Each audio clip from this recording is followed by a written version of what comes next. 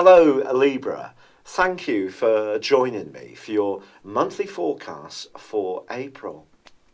Last month, your ruling planet went into a retrograde. And of course, Jupiter, the planet of expansion in your zodiac sign, for the first time in 12 years, has also been retracing his steps.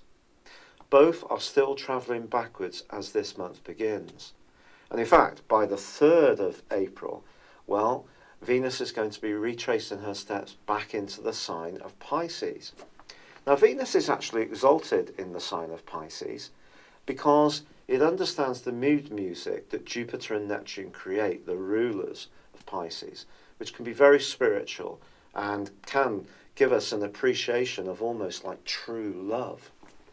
But this retrograde is going to be augmented by a very tricky right angle with the planet of structure, Saturn, which has been in the sector of everyday communications for you for just over 2 1/3 years. This is a planet which obviously we can't take lightly. So when it's in a right angle with a key inner planet like Venus, its impact is going to be tangible. Furthermore, Saturn itself is going to go into a retrograde on the 6th.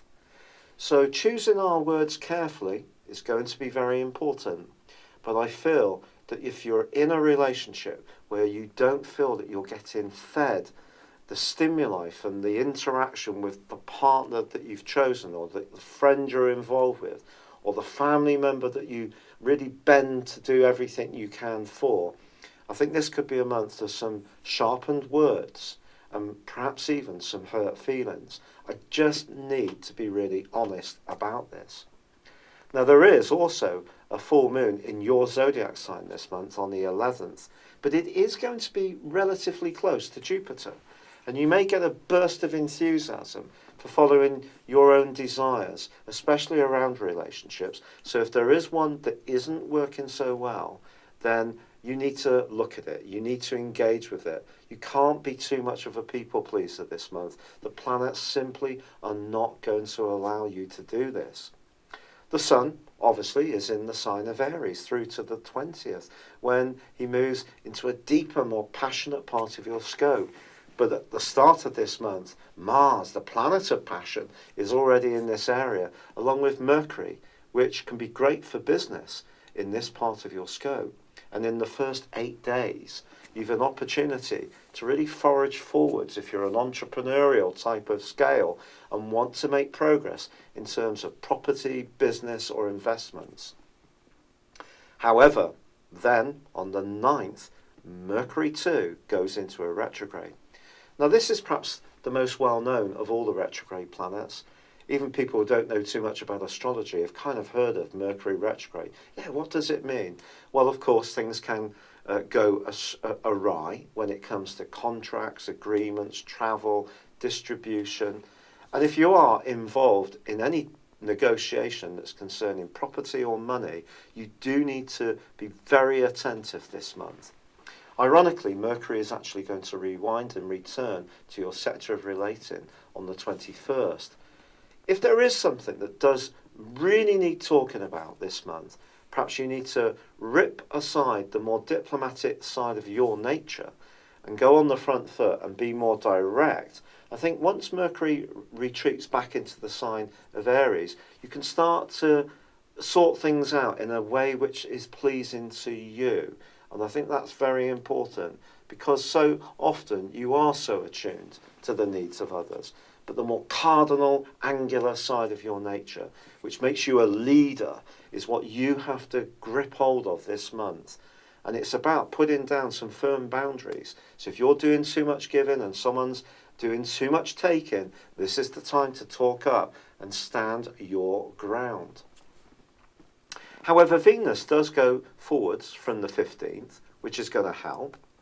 And I also feel that full moon can bring into the open something that, once it's shared, can see you thinking about it in a different way.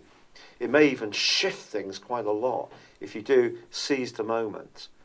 But by the 20th, Pluto, the planet of truth and transformation and power, which has been transiting its way through your sector of emotions, home and family since 2008, itself will go into a 5.5-month retrograde.